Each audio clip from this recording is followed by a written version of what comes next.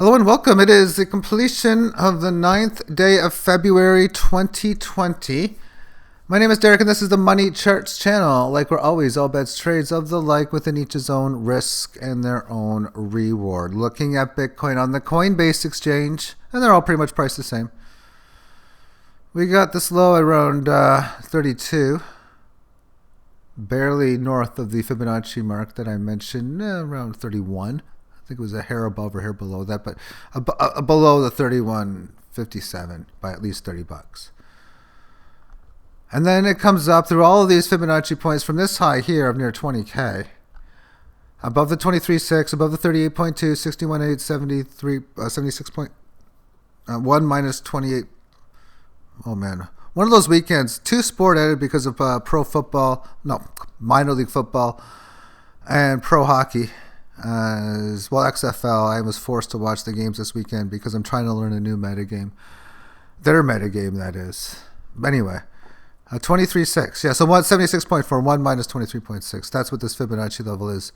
Anyway, as it goes, and I've been saying a lot about how this wasn't that big of a drop. If people thought that was a big move because of the linear move, oh yeah, well, that looks big. Okay, well, log scale from this low, 220 here. No, that's a good retracement, but that's it was almost 38.2. Almost. It was about 37.9% retracement-ish, but not quite 38.2. From, of course, this low to this high. Or, yeah, from that low to that high. And then, this move here. If it matched the same equivalency move, it would have came up to about 6,000, 6,100, 6,200. No, it resisted it nothing. Not even supporting it. No, just blasting through it, at least within the 3-day time frame. And then we get to this level. Same thing again. It resisted on the way, like 50% retracement resisting it. It resisted 50%, but not for that long. And then gets above it in a fast move up to the 76.4. So first we retrace 38%. Then it retraces about 77, 78% of this high. And then from this high to this low, well, here we are retracing near 50%, but not quite again. And it's been lifting off, and we've already passed the 50% from this low to this high. So we're like, oh, this thing goes to like 11.5. It's game over, I think. That's how I am viewing this market. I don't know how much time you got left to get Bitcoin at these cheaper prices. We're back into 5 figures. If this market can stay and hold above around 8,700 for a significant period of time, oh, that is fantastic. But the question is it even going to be talking about it? Are we even going to be talking about a pullback here?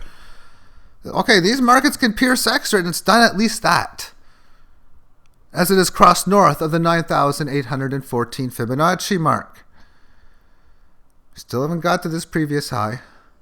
Of course, this high matched this support. Well, this high back on January 19th. This matched-ish that day because it's 3-day time frame. But on the 2nd, 3rd of January, that resistance matched the support at the end of October. And now it's gotten above most of its resistance except for its big one on the October 25th. And that was that one-day event. So it's recovered pretty damn near close to 100% of the crash loss. Which again, it signifies why it's important to hold in this area, pretty much around with this 18 average, but this last area of congestion. And getting above it, now we're talking about it's clearly the next key level is 12,856. And then after that, we're talking about, with some couple small short-term steps, previous high, 20K. That's where we are. Now let's switch this time frame up, or the exchange to the tether, so I can use my drawing tool. And I got this Fibonacci line, so maybe I will go to a different one for that. Or I can just it'll be easy to with delete drawings, because I don't see I'm going to need to do too many of them anyway. On this one, so this Fibonacci represents from this low to this high.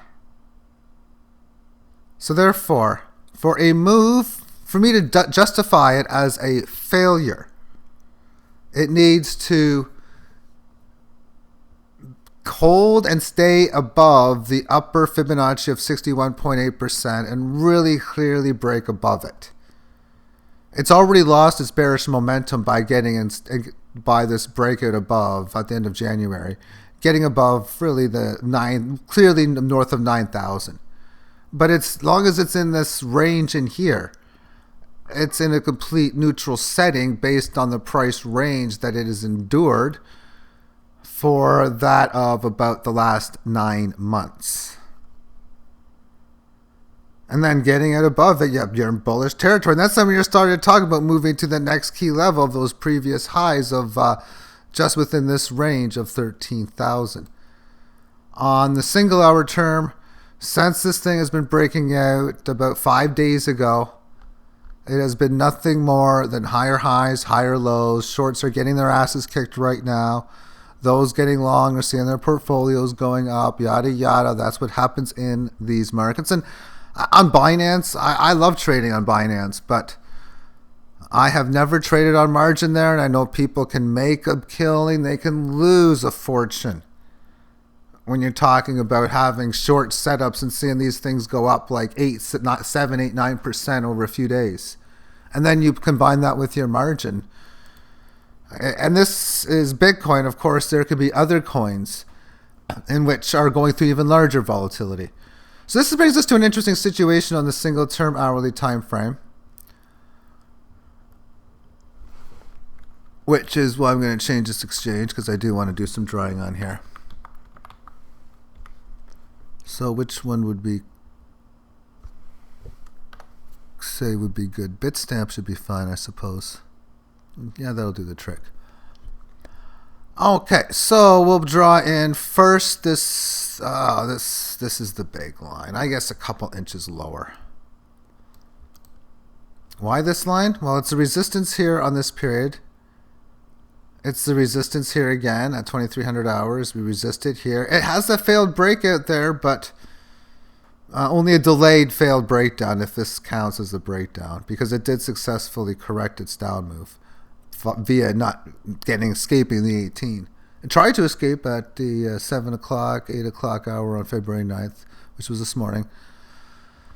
And there's your fast move lower. But it really stayed and did a lot of the sideways consolidation. But now we have a more bigger failed breakout that has just occurred in here. Support. Well, the first original support came here.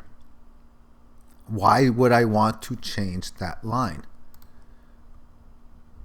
We supported it originally here from this high. It lifts off from it. It comes back down to it on the 5-hour timestamp this morning.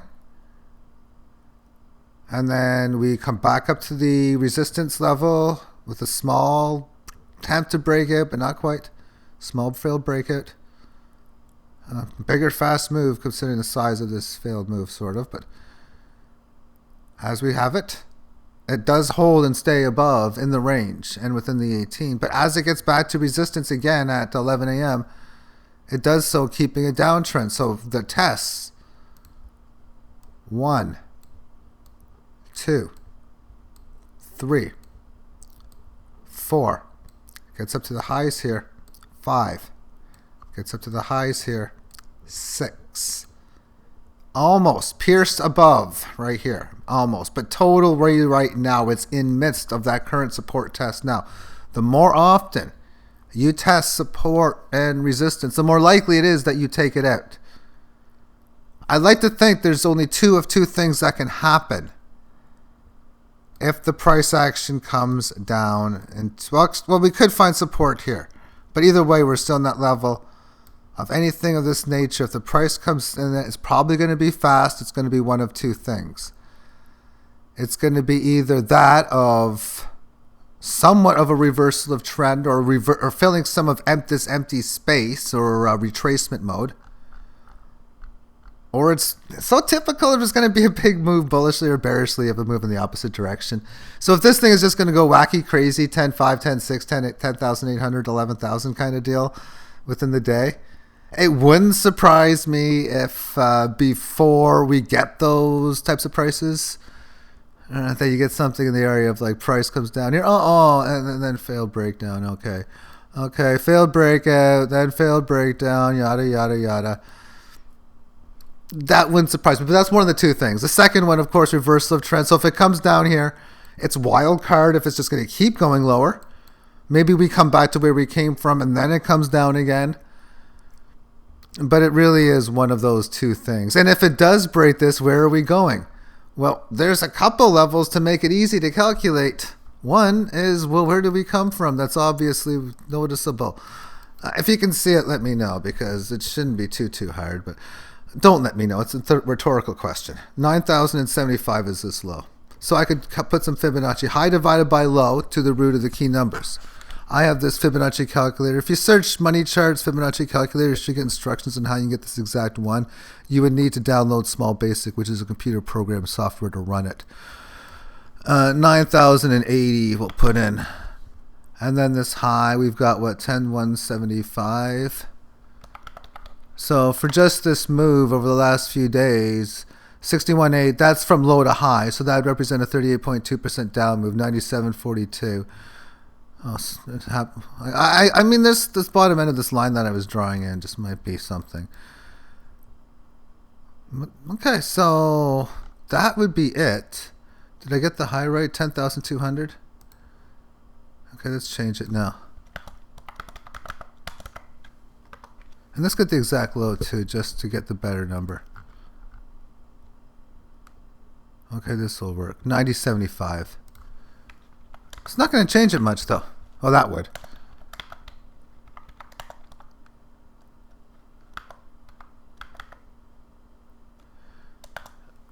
So 97.55. Now right now, is 99.23 doing anything? We'll see, but 97.55, which is the bottom, lower end of this retracement.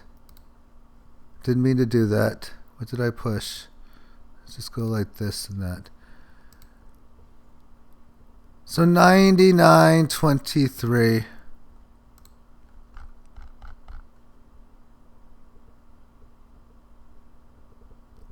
Hasn't been tested yet. That would be the next move on the short term now. 99 right here. So we would probably breaking, because we've first hit this support. We've got two layers of the support now. The obvious one at 10,066. Then another one, a shorter term one at 10,000, even on the number. And then again at a Pierce below that of 9,923. And then of course the other numbers as well. I spent a lot more time than I planned on this on Bitcoin. Let's move on. Let's take a look at the dominance, because I haven't seen that since the last time I showed on the video a day or two ago. And 15-minute time frame. It's continuing that little downtrend. We can see, just for some fun, whatever, there's that obvious failed breakout. You can see how it doesn't hold that must area that I've talked about so many times, and in failing to do such, it breaks through this level of support, has a wicked, no it doesn't, it's a down move, a good one though. Oh, did we resist where we come from? Yeah, whatever. Since then, though, we do have this uptrend. So something like this, because you've had a lot of the resistance tests, more often you tested, more likely to take it out. If you break this, then you can start to talk about, well, that was weird, but start to talk about filling this empty space in here. Of course, now if this level fails, because we've been in this downturn, every single time you have an attempt to not only at least neutralize it, but get something bullish going, and it fails, then you're just going to have another leg lower probably. Now I'm going to talk about a coin I haven't talked about in quite some time, and it's just an interesting theory more than anything. Theta Fuel, T-Fuel, they were given to me way back when, which was probably sometime in around, well before May, because it took a while before this came on the exchange. Pretty much at the start of, for about a year ago or so. And maybe less than a year ago. I don't know. Either way, it was in 2019. So they gave you a 5-to-1 ratio. For every theta they give you 5 times more T fuel, 33 Satoshi. And of course, it's been getting its ass kicked in price. From the start, it was trading like 200, so it's down like 7 times. However, let's look at these attempts in trying to revert this downtrend. At least, I mean, this is whatever, not much of one. It tried to get above the 18 average. We can see that with the 18, the left at the very left part of your screen, it was in a majorly declining mode from here. As you can see, yeah, I mean, there's it's majorly getting its ass kicked there. So from that point, one little attempt, this one here gets up to the 18 average of highs. This one here, a little one, but nothing much. This was a very good attempt.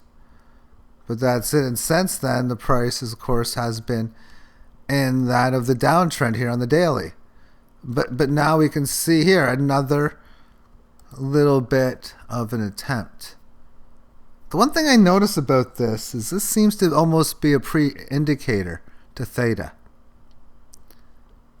When we take a look at theta on its daily chart,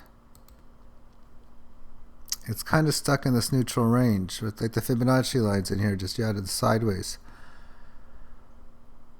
I'll be curious to see if this reacts and breaks out above this and really not only gets to this previous high that it's tested so many times between 1336 and 1395, 1392, but even at least make a run up to the previous high that it made at the end of last year at over 1500. And that's that keyword at least, because we got all these other previous highs near 1800.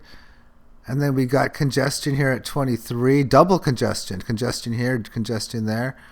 And then we got the congestion range between 32 and 36, which represents the low end of the support here. It represents a double hit level of resistance because it's here resisted. It was resisted here as well, even triple resistance for this period here on March the 15th or somewhere near there. And then the one-time hit area barely above the 5,000 mark, which really ticked me off because I passed on selling near 5 and thus waited for 56. Didn't. At least it was 56. At least I was like a larger amount off compared to what it could have been. But anyway, we'll see what happens with this. Let's move on to Tezos. And I mean, the last 5, 6, 7, 8 coins with this one, I say, you know, it looks like one of those spots where you should just buy, and well, I'm not surprised it went up. Well, anyway, with that being said, what's it doing at this level of resistance? And it's kicking ass at this level of resistance right now. Well, if it's going to resistance, it's going to be with a good pierce above now. It had this move here, one move correcting well. Nice move, correcting well. Nice move with one small correction, and then the final move it had. And then a long series. A counter trend sell-off. Several lower highs and lower lows up until the middle point of January. 18 average, I love its indicator. You can see as it gets up to it, you resist the 18, and downtrends, well, you're going to go down the lows and in time break below it. It doesn't even go down the lows. And then January 20th, you have to take, okay, this is the spot where it's attempting to revert the trend. Okay, stage number 1, flat and bad. Okay, stage number 2, established resistance. Okay, it was established at 1895. Okay, back to that band. Yeah, it comes back to it here. It supports the lows correctly. Okay, stage number 4, break resistance. Well, that day was February 2nd. It was done so near this Fibonacci mark at 1979. Since then, the market is up 700 basis points from 2000 anyway, or from 1957, which means that it's up about 35%. And as I mentioned before, the potential for, I think 4,000 I said is the upside target that I have for this, but it has just been a phenomenal move. And now let's take a look at this via the single hour term time frame. And well, this tells me this move isn't over yet. This should continue to go higher as we move into Monday session. The breakout here, the excitation of the 18 from its last correctionary move at 8 o'clock had a very spectacular move. In the span of 4 periods, rising up to that of 2681.82. close to where we are now, just barely above where we are now, 1%. But then we have 2 red candles down, and the first one at the low of 25.03, a level it never sees again since. Supporting the 18 average of highs, it makes another high, piercing above previous high, thus extending its highs to barely over 27. And then it goes deep to where it came from in here. So we can see this low in here. It was a higher low. Still not hitting the 18 average of lows. The last time the 18 average of lows looks to be touched is either here. I don't even know about here. Either this period, maybe this one is the only time it's touched the 18 lows. And from this, we see how it is getting out to leave such and now a third test, or second retest. The third time hitting, second test since of the high of 26.90. This one goes up to 27 even. The last one got up to 27.14. We have 53 minutes and 20 seconds left in the hour, which means it's a brand new hour. It is 11:06 p.m. as I'm doing this. 2300 hours. This is looking good. Ascending triangle is one of the things you could talk about as well. How you got this little pattern like that. Most certainly that would be that of a bullish pattern. If you take a look at this just to see what, just some random, and I haven't looked at the 3. I did look at all the ones in advance. I knew what the daily and the hourly had in store. But you can say all you want about, oh, it's well overextended. Maybe the Bollinger Band, which I'm not even going to try to put on here, is saying it's overextended. Okay, I don't give if that S-H-I-T. I shouldn't be spelling it if you care. I don't care. What I see here is that it resisted it on this period. That's why I like few periods. I want to read each individual period. It resisted at this inside period. We followed the inside period by going up to it, piercing above. I can see it pull back within it. This previous period even pulled back down to those lows again. And now this one, 1 hour and 52 minutes in, so we're past the 1/3 mark. And that's an interesting level on the 1/3 mark of a period. That's when the meat of it is starting or should be developed.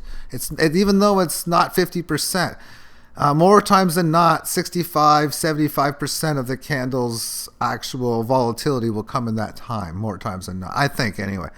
But it's a productive first 69 minutes or so, 68 minutes and 15 seconds from this. So this to me screams out a very, very bullish situation, but even more so. When you're well extended like this, you have a correction like this, it's now period number 8 from this extension in here. This thing is just due for one of those kick-ass individual periods of like large green size proportions, sort of like how this one just had a big move. This was a 3-hour session that was up 12% against Bitcoin. So a 10, 20, 30, 50% type of period becomes very, much more probable when a chart setup looks exactly as this one is playing out right now. Now let's move on to Hedera hash graph and 158. Breaking below that, I don't think I want to buy until then. I should have alerts. I don't know, maybe. Okay, I'm surprised my internet's not as bad as it is. The snow is really bad outside where I'm at right now. It's not good. I had problems with my satellite feed watching the end of the hockey game today. 158. Fibonacci time. The high is 246, the low is 120. 187 and 158 are the key numbers. Let's put the lines in there. And that's one of them, and then 158.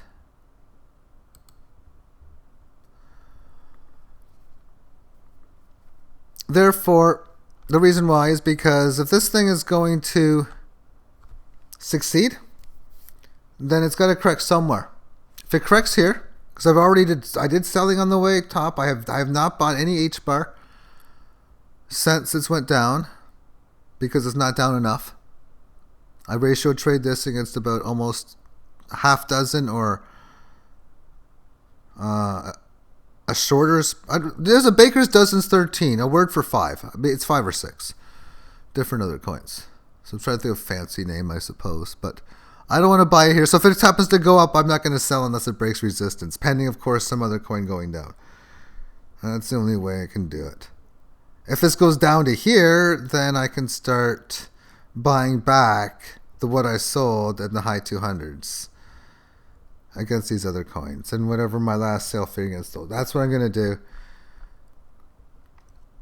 We did see here that we are finding some support, at least over the 2 days, with that Pierce Extra at 187. So if we go back to this hourly time frame,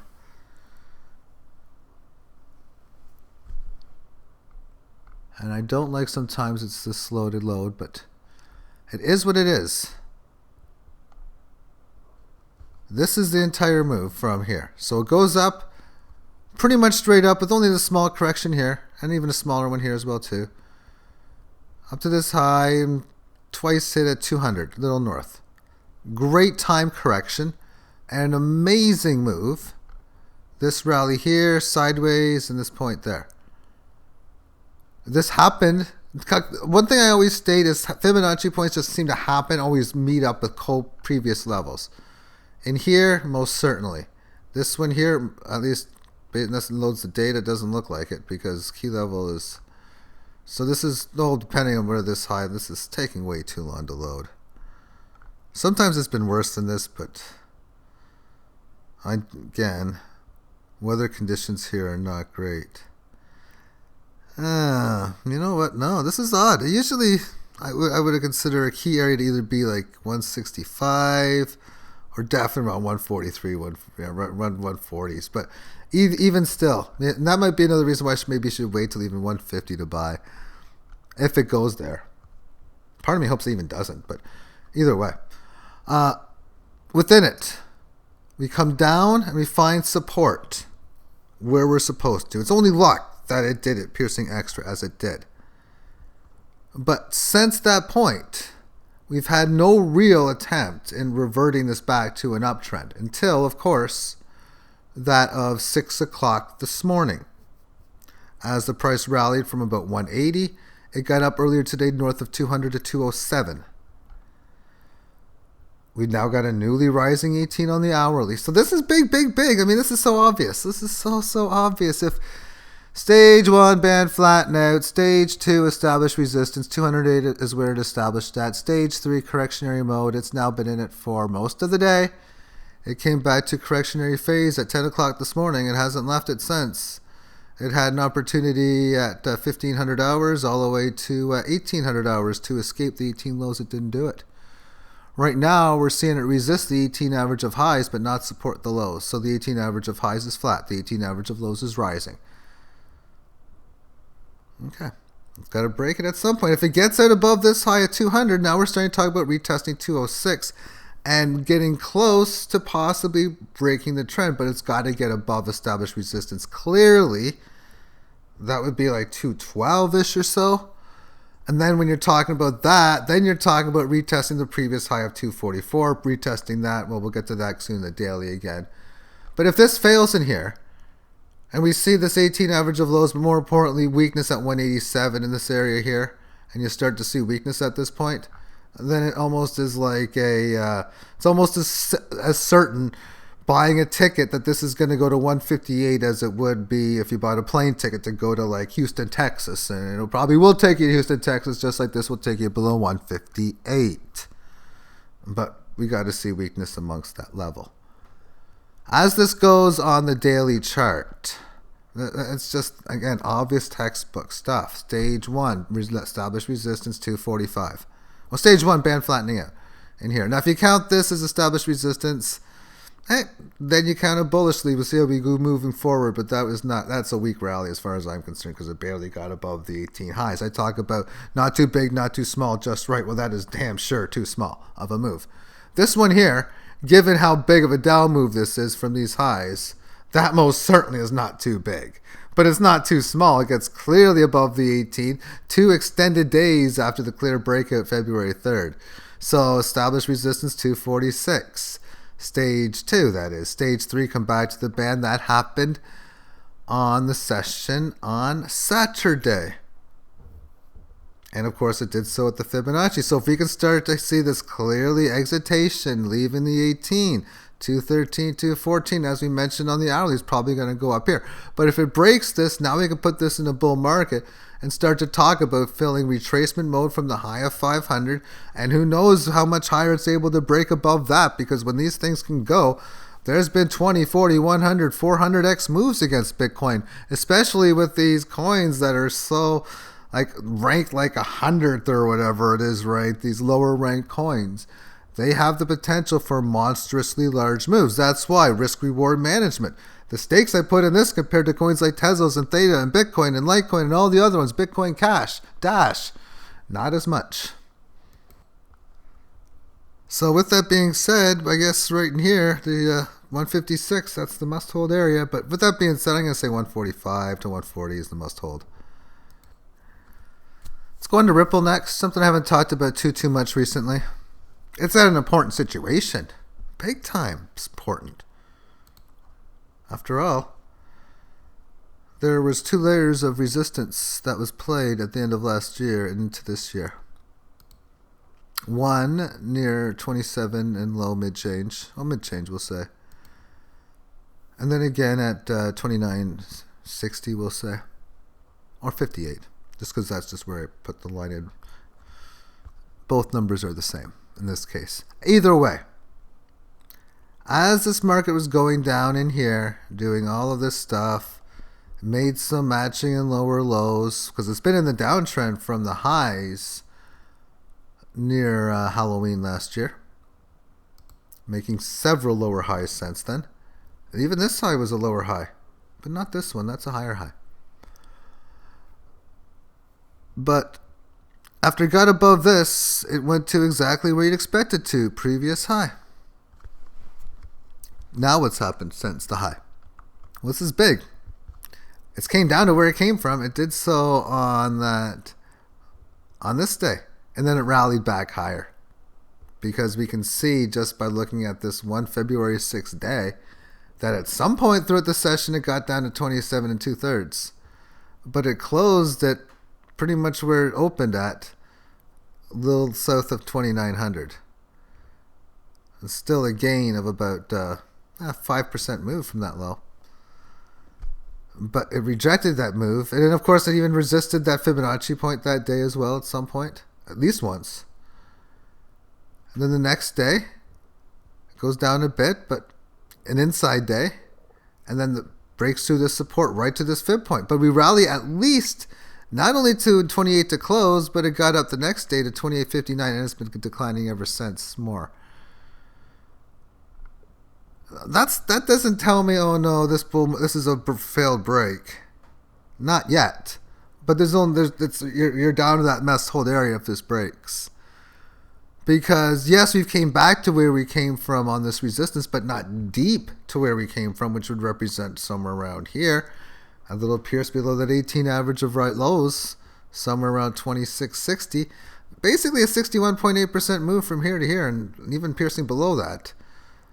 Somewhere around here.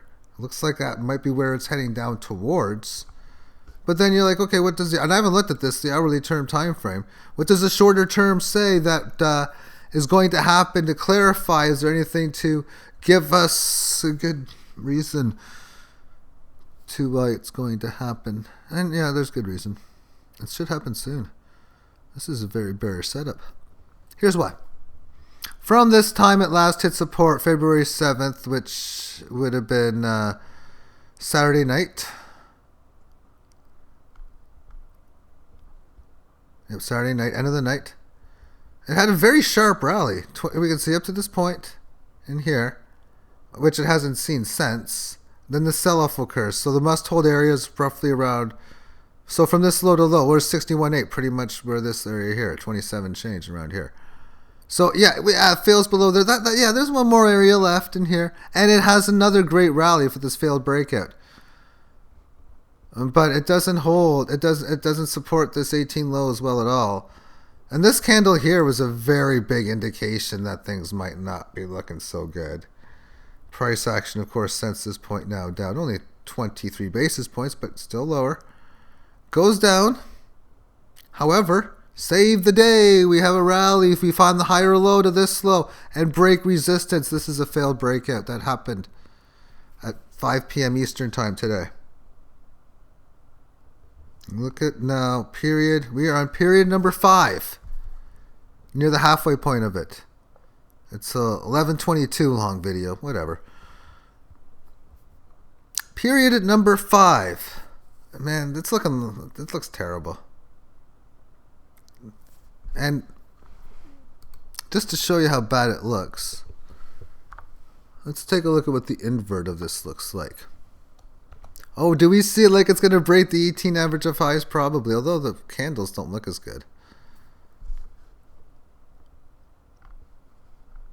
But we can see here, that looks pretty darn near bullish to me. It looks like this thing is going to break out for a good move. Now fill some of this empty space. That's how it goes. Hourly time frame on Bitcoin Cash. It doesn't look too damn hot either now, does it? It looks pretty shitty. Or it looks like a breakdown's going to come. See, I'm not the type of person that's going to make it aggressive. I could find out how to short it with margin. I don't play margin or any of that stuff. I could sell some and then try to buy it at a cheaper price. That'd essentially be shorting it. I'm not going to have none of that. I did sell some Bitcoin Cash earlier, I think, today. I think.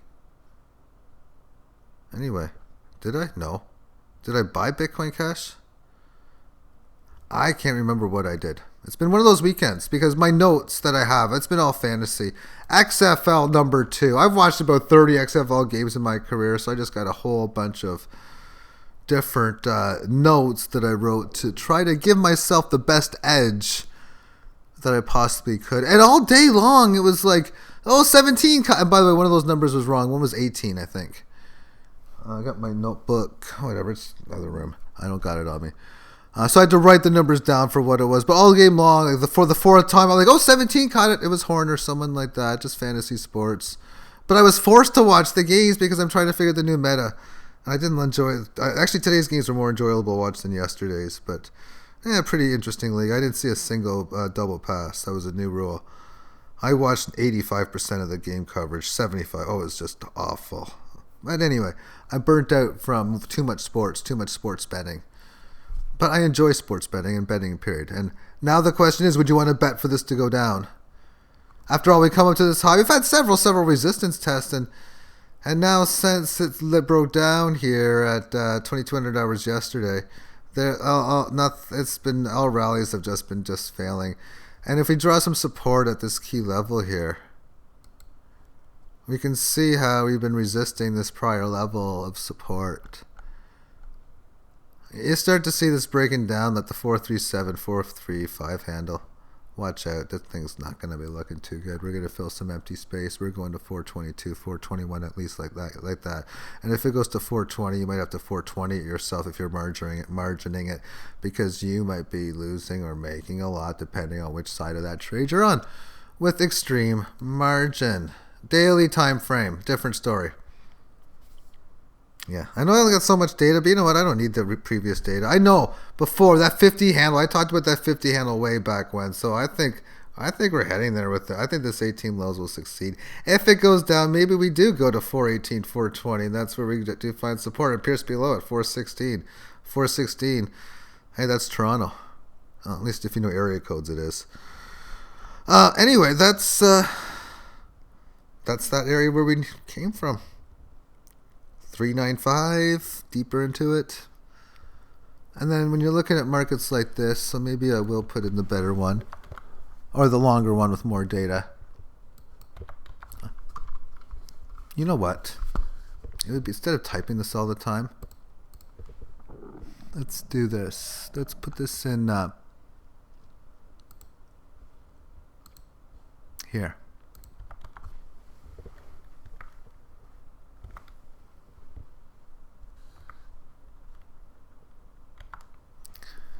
And wait for it to load up. Where's the Huobi one right here?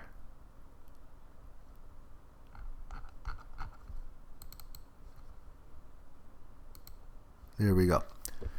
So when a move is way overextended like this, if this ever gives in on the 18 average, then I'm going to want to look at longer time frames. I have access to the 3-day weekly, probably the weekly, because it is decently overextended. And then you try to find what your must-hold area is. And right now, this is going to be rapidly going north of 38.66. So you can tell right now the big resistance was 32.7. So that's going to be something closer to that. As far as the weekly chart is concerned, let's take a look at that, finish it off. And you can see here how the 18 average of lows is now just starting to cross to that level of previous resistance, and then going to be crossing soon above that. So therefore, if this thing has a huge break above it, we can see this candle here on January 13th was followed by a double inside week. Double meaning not only was the period that followed, but even the one after that noticeably higher and lower than the January 13 week highs and lows. For this low was way above this, and this high was way below that. And then to follow through the previous week, which just completed by closing barely below that high and closing noticeably but still piercing above that high. We're just starting a new week right now. That to me is just a very good setup. But if this thing starts to go crazy, now that must hold area, well, I guess I'll have to use the monthly term now. If, of course, because actually on the monthly term, it's just at a stage where it would be attempting to break out above this. And now the 18 average of lows in this area here is your must hold. It would start to rise. Right now it's in at 307. Thank you for tuning in. And by the way, one more final note. If there's any big NASCAR fans out there, let me know, because there's a big NASCAR race this week, and I got $7, $10 weight games that I've won throughout the last several weeks and months for that event. So if you know any really good drivers whom are either really high-end drivers that probably shouldn't do well, or even guys that are less favored to win, that have a really good shot, I would be very enthusiastic to hear. And if it works out where I get a big cash, I can put a nice reward in via cryptocurrencies, if of course it can help me on my fantasy, because that's what this life has become a lot for me since the last half of last year. I figured out how to dominate in fantasy sports, and I pretty much have been doing that, so it's been kind of fun. But what I like is this is something like crypto trading I can do just no matter what you do as a profession. Whether you're trading fantasy sports, whether you're a dentist, whether you're a truck driver, car driver, well, maybe you deliver pizza, maybe you work at a warehouse, maybe you work at a factory, maybe you got your human resources manager. I can go through thousands of different positions. It's pretty much almost any of you can do it. Almost everyone can do it. A truck driver, you can go to a truck stop, you can do trades there on your device when you go for your lunch breaks. I mean, anyone I think can. And everyone's at the stage where you know how to use the computer, use the internet. Because I can remember the old days where 96, 97, 98, and I can remember saying, man, this internet is going to be a big thing. I really think it will. Now we've got this like internet money thing. Pretty interesting thing. Thank you for tuning in. Have yourself a great day. Bye-bye.